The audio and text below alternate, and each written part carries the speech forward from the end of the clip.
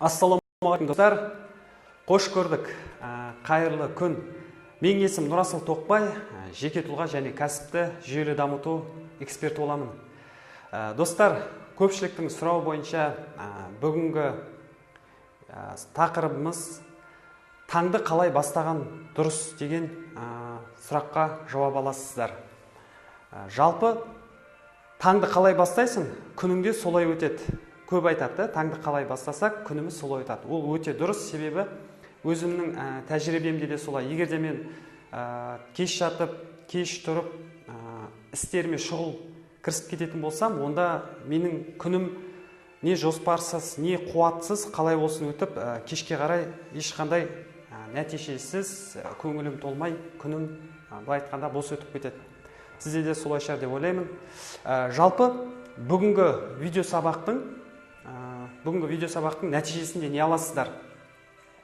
Жалпы жетістікке жету үшін нақты қолданатын негізгі бізде амалдар болады, таңертең қолданатын. Оны егер де қолданбасақ, бізде ешқандай жетістік болмайды. Сондықтан оны барлығы қолдану керек.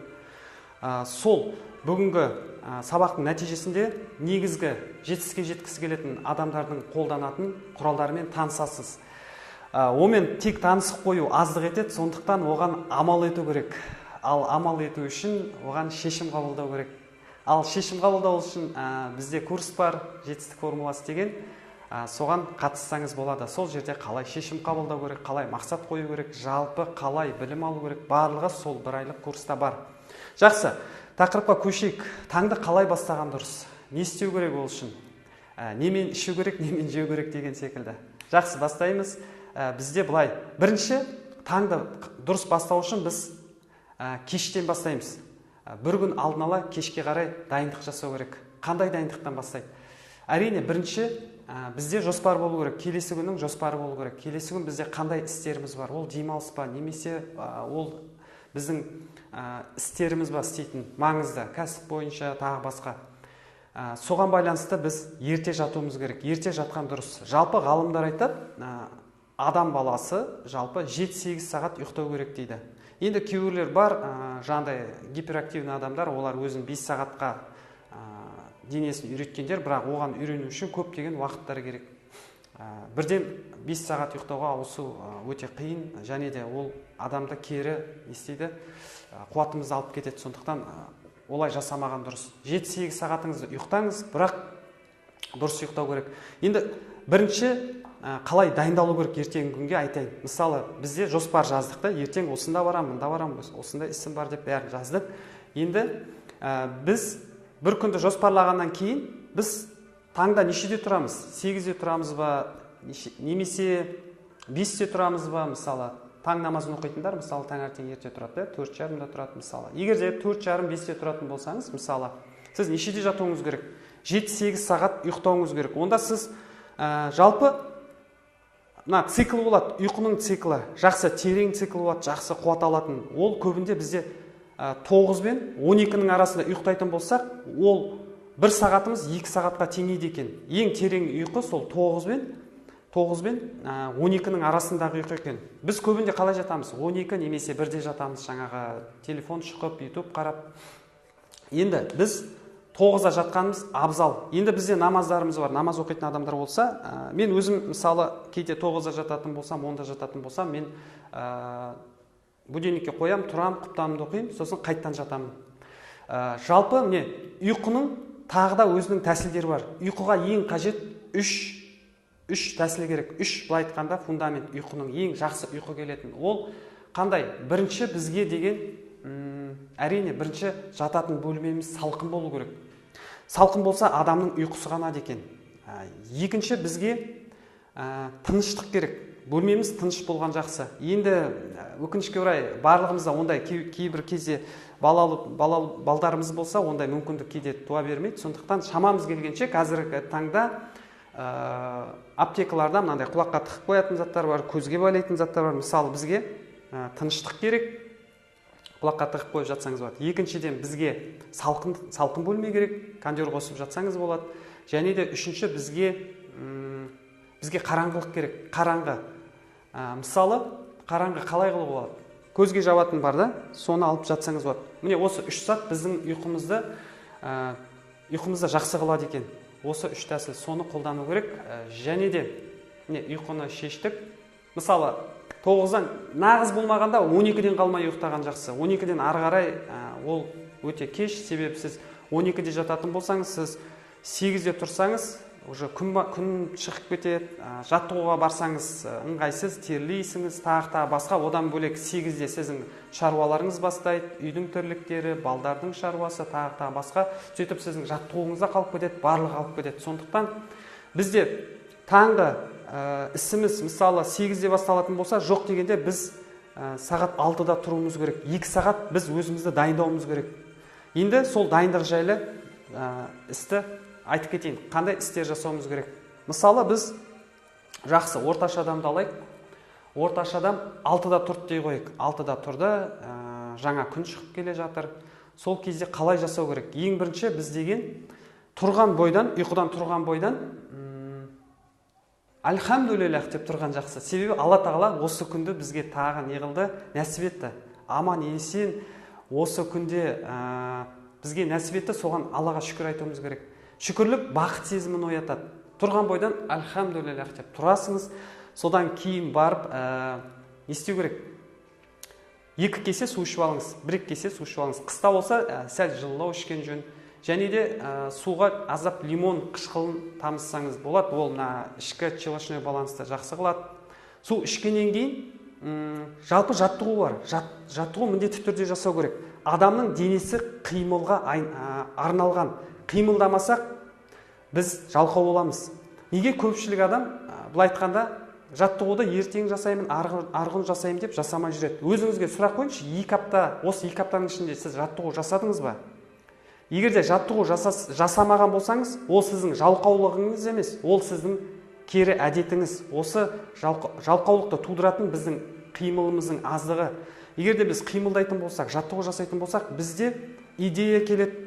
Денеміз өзі жақсы не істейді, амалдарға өзі итермелейді. Ал егер де 2 аптадан көп жаттығу жасамайтын болсақ, біз былай айтқанда деградация кетіп қаламыз. Денеміз әлсірейді, бір ұйқы тартып бастайды, кітап оқысақ ұйқы келеді, еш шаруаға қошымыз болмайды. Сондықтан жаттығу керек. Енді қандай болмасын, спортсменді алыңыз, палуанды алыңыз, ол егер де 2 аптадан жоғары, одан бөлек 3 ай егерде адам 3 ай ештеңемен айналыспайтын болса, ол не істейді? Мысалы, төсекте жатып тұрмайтын болса, адам күнде тек жатып, ішіп жеп жата беретін болса, ол жүре алмай қалады. 2-3 айдан кейін ол жүре алмай қалады. Тек төсекте жатып, тек тамағын жеп жата берсе, ол жүре алмай қалады. Себебі ол адам денесі жүруге арналған. Не достар, ең бірінші маған инсайт болғаны бизнес жасауға, тағы басқа үлкен жетістікке жету үшін адамға қуаттылық керек. Ал қуаттылық іс-амал, қимылмен келеді. Көп жаттығу жасасаңыз, қуатыңыз көп болады. Қуатыңыз көп болса, сіздің амалдарыңыз да күшті болады. Сондықтан ең жақсысы ол 2 сағат жаттығу жасаған жақсы. Бірақ ондай мүмкіндік көбінде туа бермейді. Сондықтан оны 3-ке бөлген жақсы. Қатты бір тығыз шаруалардың кезінде, мысалы болады, бір той, садақа, тағы басқа, кеш жатып қалдыңыз, қонақ келіп қалды, тағы басқа. Ондайда таңертең тұрсаңыз, жоқ дегенде 5 минут минимум жасау керек. Одан кейін жалпы күнделікте 100% жасаңыз. Ол 45 минут, немесе бір жарты сағат жоқ дегенде жарты сағат жасайсыңыз. Ол күнделікті істейтін жаттығуыңыз. Және де сізге күшті қуат керек болса, тағы да бір жетістіктерге тез жеткіңіз келсе, онда біз 1,5 сағат, 2 сағат жаттығу жасауымыз керек. Мысалы, таңертең 45 минут таңғы ритуалдық жаттығуларын жасадыңыз. Сосын күндіз, мысалы, шипингке барды қыз балдар, мысалы, ер балдар бассейнге барды деген сияқты, соның барлығы бізге қуат береді. Санамызды ашады. Адам жүзіп жүргенде, жүргенде, тағы басқа жаттығулар жасағанда бізге күшті идеялар келе бастайды. Міне, сол маған кезінде инсайт болды, сондықтан жаттығуды күнде жасау керек. Енді қараңыз, таңертең тұрдық, жаңа шүкірлігімізді айттық, 2 кесе су іштік, сосын не істейміз? Сыртқа шығып кетеміз. Енді жүгіру міндетті емес, жүрсеңіз де болады. Мысалы, жүріп қоятсыңыз. Үйден шықтыңыз, жаңағыдай 2 кесе су ішіп болғаннан кейін киініп алдыңызда тез сыртқа шығып, мысалы 15 минут, 20 минут жүріңіз. Жүгірсеңіз де болады, жүрсеңіз де болады. Мысалы, тез жүріп келе жатсыңыз, сол кезде не істейсіңіз? құлағыңызға наушник тағыңда бір позитивті әуенді қосып Аллаға шүкірлік етіңіз. Ең бірінші шүкірлік ету керек. Уа Раббым, осы күнге аман есен жеткізгеніңе шүкір, 12 мүшемнің саулығына шүкір, отбасымның амандығына шүкір. Барлығын бір-бірлеп айтып шықсаңыз болады. Анаңызды, жолдасыңызды, балдарыңызды, осындай сүйікті кәсібінің барына шүкір. Шүкірлік айтқанда барып сізде күшті сезім ояна бастайды. Алла тағала ол сізге мысалы барлық беріп отыр ғой, несібені, соған шүкірлік ету керек екен. Шүкірлік еткеннен кейін 3 минут айтсақ болады сол шүкірлікті. Содан кейін бар біз не істейміз? Арманға саяхат жасау керек. Арманға саяхат жасағанда, мысалы сіз 1 жылдан кейінгі немесе алдағы проектларыңыз 5 жылдан кейін, 10 жылдан кейін жалпы өміріңіздегі жетістіктеріңізді ойлаңыз. Қалай жетіп жатсыңыз, қалай соған сәтті амалдар істеп жатсыңыз. Соны ойлайтын болсаңыз, сізде жаңағы жүріп келе жатқанда сізде уже қимылдап келе жатсыңыз, деміңіз кішкене не істеді, тез демалып бастадыңыз. Жалпы жаңағы шүкірлік айтардың алдында жалпы 30 рет демалып алсаңыз болады, кең демалып. Деп сіз дейтін не істейсіңіз, ішкі жиналып қалған токсиндер шықты, миға, өкпеге ауа кірді, кислород не істеді, өкпе арқылы қанмен біздің миымызға бар. Біздің ұйқымыз ашылады, санамыз сергек ойлана бастайды. Сол кезде жаңа шүкірлік айттық. Екінші қадамында арманға саяхат жасаймыз, жаңағы жетістіктерімізді ойлаймыз, күшті идеялар келеді. Оны 10 минуттай ойласақ болады, жүріп, әбден жүргенше. Сосын күшті өзімізге жаңағыдай сәтті жетістіктерімізді, осы күніміздің жетістіктерін, сәтті амалдарымызды ойлайтын болсақ, ол бізге күшті не істейді, көңілімізді көтереді. Содан кейін бар, көңіл көтерілгеннен кейін біз не істейміз өзімізге? Санаға сенім сөздер айтамыз. YouTube каналында менде видеолар бар. Адам жүйесі және сенім нанымды қалай өзгерту керек. Адам жүйесінде мен жалпы адам осы өзінің қазіргі жағдайынан үзіліп шығып жетістікке жету үшін бізді адамда басқаратын сенім наным екен. Сенім наным мен құндылық. Осы екі затты ауыстыру керек. Осы екі затты өзгертетін болсақ, біз жетістікке жетеміз. Енді екінші видеода мен сенім нанымды қалай өзгерту керек екенін көрсеттім. Сол тәсілді қолданып, біз сенім нанымды өзгертеміз. Ал сенім нанымды өзгерту үшін біз санаға сенім сөздерін күнде айтуымыз керек. Мысалы, мен қуаттымын. Менің өмірім күннен күнге барлық жағынан жақсы болып келеді. Менің табысым күннен күнге өсіп келеді. Менің өмірім барлық жағынан жақсы болып келеді. Мен өзімді жақсы сезінемін. Мен өзімді сыйлаймын. Мен сенімдімін, мен мықтымын деген секілді сөздерді көп айта беру арқылы бізде сана бар, түп сана бар. Ал түп санаға бәрібір сіз не айтсаңыз да, жақсы сөз айтсаңыз да, ол сізге сезім береді. Жаман сөз айтсаңыз да, сезім береді. Енді жақсы сөз айтсақ, бізге жақсы сезім береді, және де бізге мүмкіндіктер ашыла бастайды. Сондықтан жаңағы үшіншісінде санаға сенім сөздер айтамыз. Содан кейін жаңа айттық қой, бірінші біз деген шүкірлік айттық, жүріп келе жатырып. Екінші, арманға саяхат жасадық, өзіміздің сәтті күнімізді, сәтті жетістіктерімізді қалай орындап жатқанымызды ойладық. Сол кезде бізге күніміздің күшті инсайттар, ойлар келеді, шеше алмай жүрген мәселелерімізге жауаптар келеді. Сосын үшіншісінде біз санаға сенім сөзбен добивать етеміз. Мен мықтымын, мен күштімін деп. Сөйтіп айтқаннан кейін біз күшті не істедік, настрой болды. Содан кейін дене жаттығуын жасап бастаймыз. Дене жаттығуы үш негізден тұрады. Үш негізі не? Біріншісі денені қыздырып аламыз. Икемділікке жаттығу деген. Ол жаңағы алты буынды қозғаймыз, былай. Мынандай жаттығулар бар да, бездердің, үлкен бездердің бәрін қозғалту керек, қан айналу керек. Содан кейін мынандай не бар, осындай да, қолдікі да.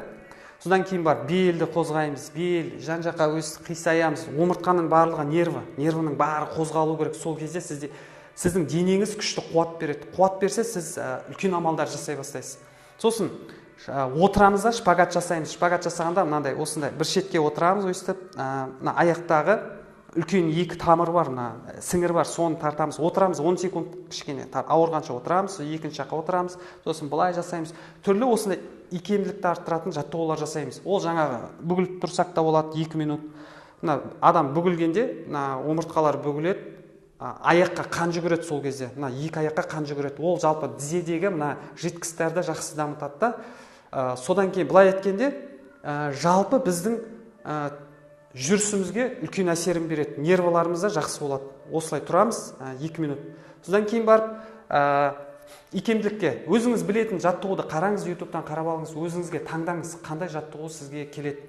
Содан кейін икемділікке жасағаннан кейін біз күш адамға мына жүрекке салмақ түсірмейтін болсақ, біз әлсірейміз. Сондықтан силовой дейді, силовые упражнения дейді. Күшті арттыратын қандай жаттығулар бар? Ол отжимания, приседания қыздарға мысалды. Сосын брусья деген бар, турник былайына тартылсаңыз болады да. Міне осындай силовой жаттығулар жасаймыз. Силовойдан кейін үшіншісі ол төзімділікке. Төзімділік жаттығуы қандай болу керек? Төзімділік деген біздің нәпсімізді сындырады, және де қандай болмасын бір амалды аяғына дейін жасау денемізді соған үйретеді. Мысалы қандай? Төзімділікті арттыратын, мысалы пресс бар да, аяқты көтеріп қойып тұрсаңыз болады. Мысалы нешеге дейін санап тұрасыңыз, соны шыдап тұра бересіңіз. Әбден ауырғанша шыдай бересіңіз, өзіңіздің шыдай алатыныңызға дейін. Сосын планка деген бар да. Планка деген отжимания сияқты, бірақ немен тұрамыз, локотпен тұрамыз да. Сосын шынтақпен тұрып, мысалы менің рекордым қазіргі таңда осы 4 минут 10 секунд тұрамын. Басында 2 минуттан бастадым. 2 минутпен тұрдым, ең бірінші тұрғанда. Және де тұрғанда тіке тұрмаған жақсы. Мына бел омыртқасына кішкене салмақ түседі. Кішкене сәл бүкірейіп тұрсаңыз жақсы болады. Сәл бүкірейіп. Отжимания сияқты, бірақ былай тұрмаймыз. Мына шынтақпен тұрамыз. Шынтақпен тұрып, секундомерді қойып, сөйтіп біріншісінде тексеріңіз. Күнде жасап тұрсаңыз, сізде 20 секунд, 15 секунд сізде қосылып тұрады. Сөйтіп көп негеден тұра аласыңыз. Мысалы, Радислав Гандапас деген бизнес тренер, ресейлік, ол 12 минут тұрған. 12 минут оның рекорды. Міне сол біздің тәнімізді неғылады, шыңдайды. Міне жаттығу жасап болдық. Жаттығудан кейін не істейміз? Жаттығу жасап болғаннан кейін біз дем жаттығуын жасаймыз. Дем жаттығуы қандай? 5-15-10 деген жаттығулар өте керемет. Менің жалпы курстарыма қатысқан адамдардың барлығы соны жасап жүр. Ол қуатты арттырады. Бір 100-ге келген адамнан сұраған екен, сіздің ұзақ өмір сүргеніңіздің сыры неде дегенде, ол дем жаттығуы деген екен. Расында адамның қанында лейкоциттер бар. Лейкоцит деген біздің, мысалы, біздің қолымызды кесіп кететін болса, ол қанды тоқтатып, бляшкалар бар, қанды тоқтатады, жара болып, қабық болып жазылатын сол лейкоциттер екен біздің жарамызды жаздыратын. Енді лейкоцит ол жақсы, ол бактериямен күреседі. Енді ол лейкоциттің қанның насосы ол өкпе. Ал лейкоцитті неғылатын насосы ол біздің деміміз, дем. Кислород оған, дем керек. Оған арналған күшті жаттығуы бар. 5-15-10 деген. Ол формуласы. 5 деген көрдіңіз аз, 15 деген ең көбірек, 10 деген сәл одан аздау. Енді қалай? Дем деген солай өрік. Бірінші, дем аламыз, 5-ке дейін санап, 5-ке дейін бола ма, 3-ке дейін бола ма, әйтеуір, мына 3-ке дейін алу керек демді. 3-ке дейін аламыз, содан кейін ыстаймыз. Көп, шыдағанша ыстаймыз. Бір дем жетіспей бастайды, сол кезде барып демді шығару керек. Шығарғанда тек деп шығарып жібермейміз.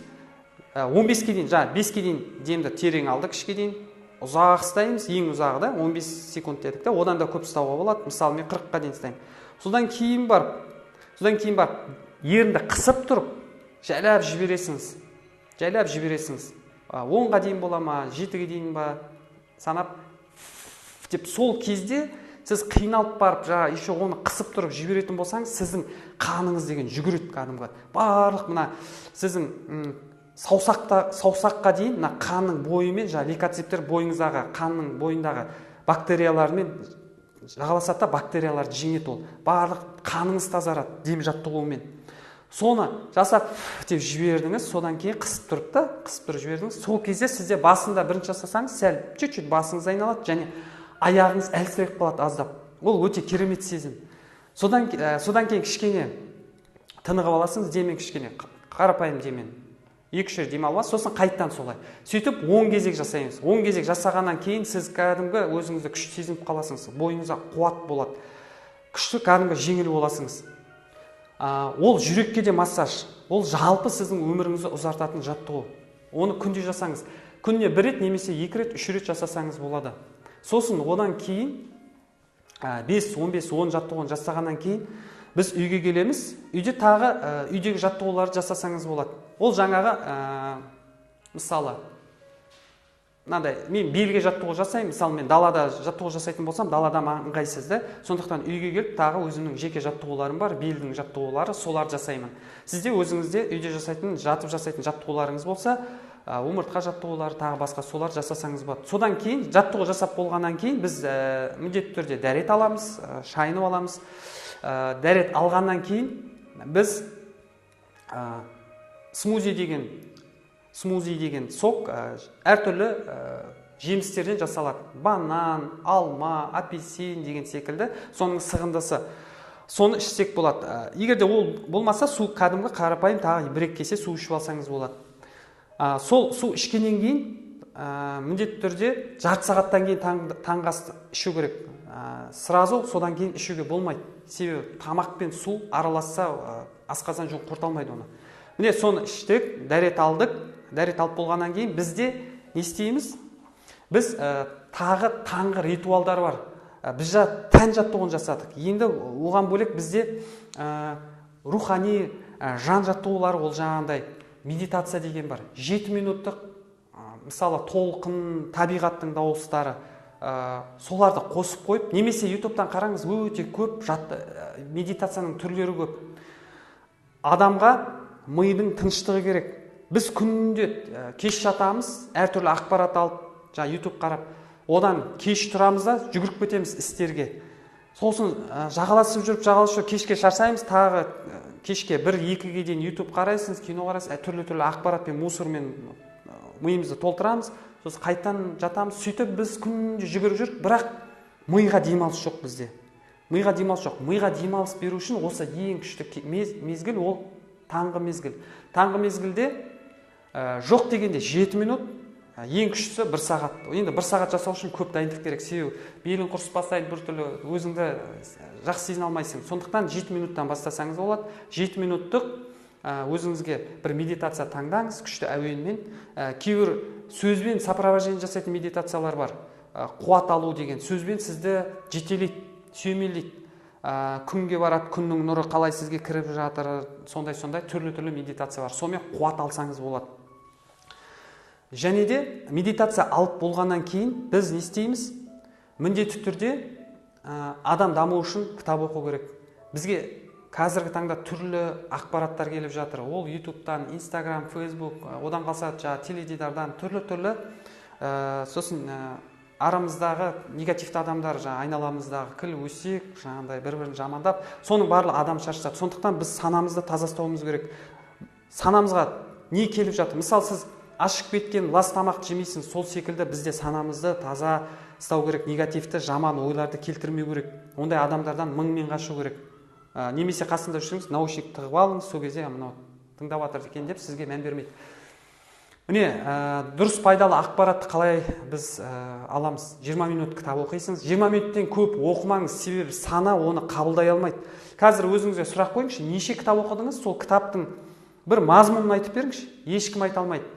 Күшті идеялар келді, мә күшті екен дейміз, ол кино қарағандай да, бірақ оны біз қайталамайтын болсақ, оның жаңағындай есте сақтау жүйесі бар, сол жүйемен оқымайтын болсақ, бір тиын жаңағы оқығандарымыз, ол ұмытылып кетеді бір уақыттан кейін.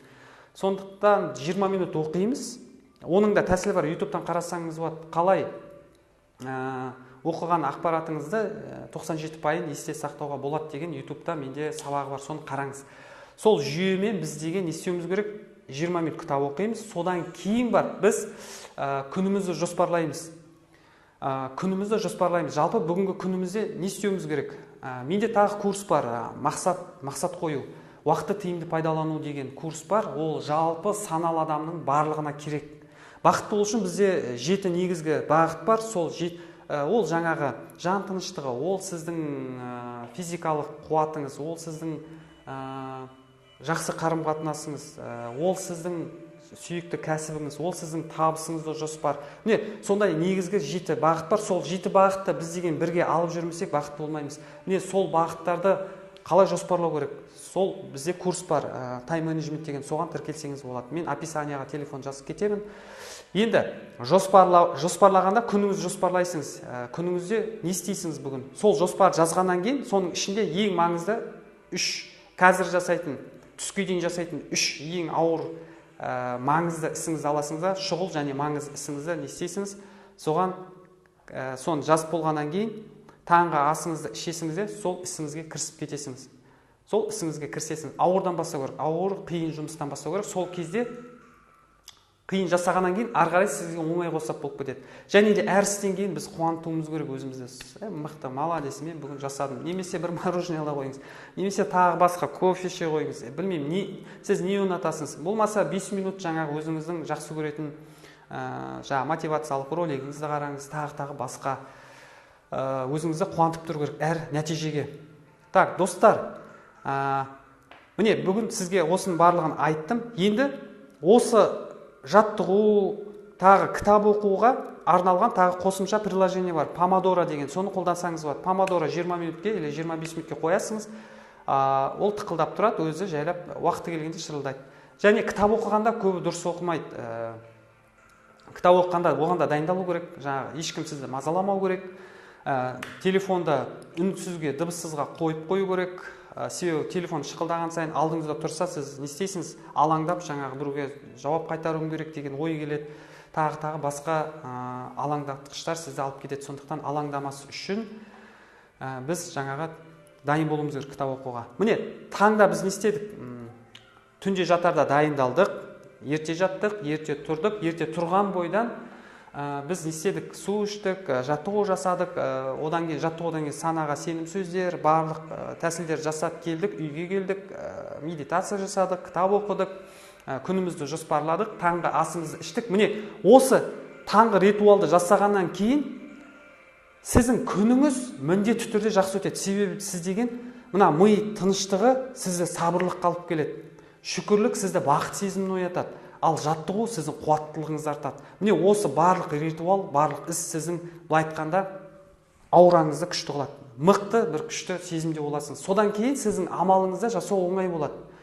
Және де енді оның барлығын жүйелі түрде алып кету үшін бізде әлде көп жетіспейтін заттар бар. Оның ішінде бізге әдетке айналдыру керек. Ал әдетке айналдыру үшін сізге көптеген дағды құру тәсілі деген бар. Оның барлығы бізде курс бар. Жетістік формуласы деген бір айлық онлайн курс бар. Ол ақылы курс. Ол курсты ала бұйыртса 4-ші ағым басталады. 5 тамызда 4-ші ағымды бастаймыз. Соған тіркелсеңіз болады. Біз жарнаманы бергенімізге 1 күн болды. Алғашқы тіркелген 5 адамға біз жеңілдігіміз бар дедік. Үлгерсеңіз тіркеліп қалыңыз. Жарты бағасы болады. Толық ақпаратты төмендегі телефон арқылы білсеңіз болады. Жалпы курстың бағасы 25 мың теңге. Қазіргі бүгінгі таңда ол жайлап өседі. Осы 4-ші ағымда 25 мың теңге. Егер 5 адамның ішіне үлгеріп қалсаңыз, ол сізге 50% жеңілдік болады, 12.500 теңге болады. Достар, осы видеоны аяқтаймын. Сізге пайдасы тиді деп ойлаймын. Себебі оны тек мен емес, шәкірттерім, тағы басқа үлкен жетістігі бар адамдардың барлығы осы тәсілді қолданады. Ол дәлелделген тәсілдер. Достар, осы видеоны аяқтаймын. Алла тағала баршаңызға өзіңіздің нәпсіңізді жеңуге, жақсы бойыңызға қуаттылық берсін, күніңізді береке өткізіңіздер, оны әдетке айналдырыңыздар. Келесі видеода көріскенше қош аман болыңыздар. Және де осы видео сізге ұнап жатса, достарыңызбен бөлісіңіз. Қоңыраушаны басып, апта сайын ең пайдалы осындай сабақтарда хабарды болғыңыз келсе, қоңыраушаны басыңыз және де достарыңызбен бөлісіңіз, каналға тіркеліңіздер. Қош.